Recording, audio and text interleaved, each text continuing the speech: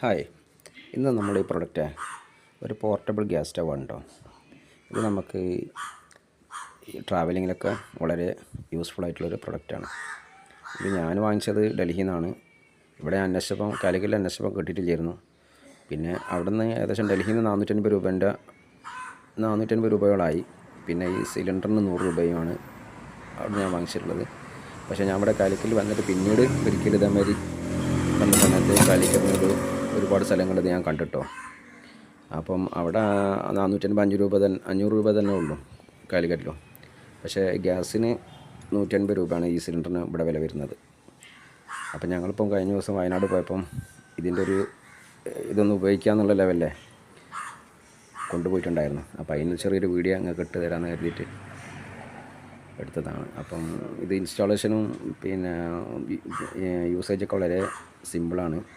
ഇത് പിന്നെ ഹൈ സ്പീഡാണ്.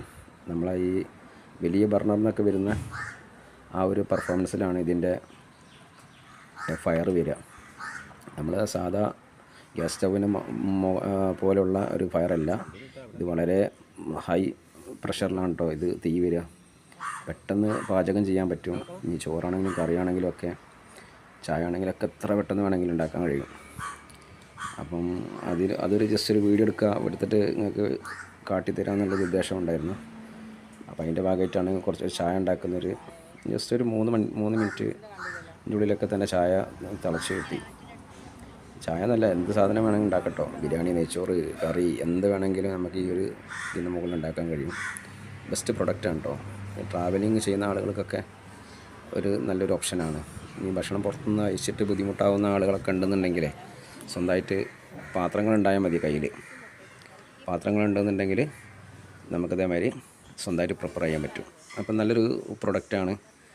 അപ്പം വേണമെങ്കിൽ ആളുകൾ ആർക്കെങ്കിലും വേണമെന്നുണ്ടെങ്കിൽ വാങ്ങിക്കാവുന്നതാണ്. അപ്പോൾ ഇന്നത്തെ വീഡിയോ ഇത്രേ ഉള്ളൂ. Okay, thanks for watching. Please support my channel. Thank you.